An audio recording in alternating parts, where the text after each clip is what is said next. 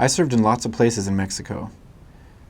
I served in León and in Guanajuato, which is a really big city, and I served in Pabello in Aguascalientes, which is a really small city.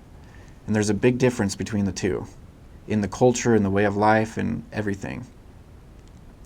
In the big cities, it's really busy. There's buses and cars everywhere, kind of like big cities here, but things aren't as well maintained, and there's lots of chaos, and people sometimes don't obey the traffic laws. And when you're in Mexico, you can't really use the crosswalks. You just have to cross wherever you can, and it's not like here. In fact, when I came back to the United States, I tried to cross the street just wherever I wanted to, and that was not a good idea. I got yelled at and honked at. But in Mexico, it's just normal, and it's what you're supposed to do if you want to get anywhere. The big cities like León, they actually have like Costco and Walmart and those kinds of things, and they're very, very modern. Everyone has iPhones and those types of things. It's quite like living in the United States. But in the little cities like Pabellon, the little pueblitos as they're known, sometimes electricity isn't in every house. Sometimes indoor plumbing isn't in every house. The house that I lived in was really, really small, had 2 rooms, and the bathroom was outside. It was very cold in the winter. Sometimes it was hard to get up because we wanted to stay in our blankets. And the shower it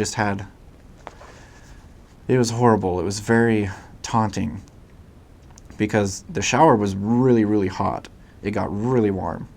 The beds were super cold in the winter. It didn't snow, but the shower only drizzled water. It didn't spray water. So it was like a joke. You'd get up, you were really cold, excited to get in the shower because it was warm. Go get in the shower, turn it on, and the water's flaming, boiling lava hot, but it's just little drizzles. It only covers about that much area on your body at a time, so you're trying to get as much water on you as you can to stay warm while you're showering. And then you don't want to get out of the shower because then you have to study in a cold room. But my companion and I, we joked about it a lot. It was lots of fun. In the little town, we could walk from one side to the other in probably half an hour, maybe 45 minutes. It wasn't very big, but there was a lot of ground to cover and lots of people. Since the town was so small, everybody knew the missionaries. And we'd have to travel to other places. Our area was actually about half of the state. Sometimes it would take 2 hours or an hour just to get to a visit in another small town nearby.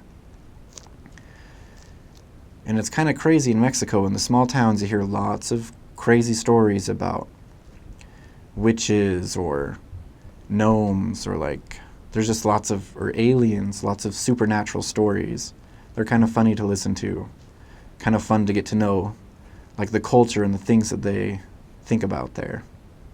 Mexico is really cool because it seems like everybody is out in the streets doing something.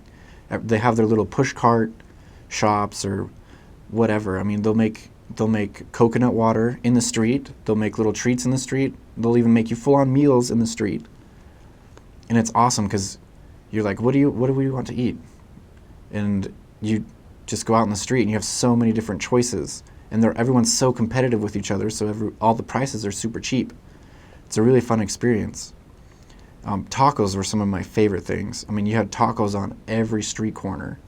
You could just go, you could get so many different kinds of meat, so many different kinds of things, quesadillas, tortas, which are sandwiches, tacos.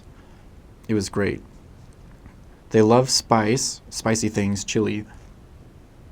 So lots of the foods that they have, they put chili on it, so you better get used to eating chili.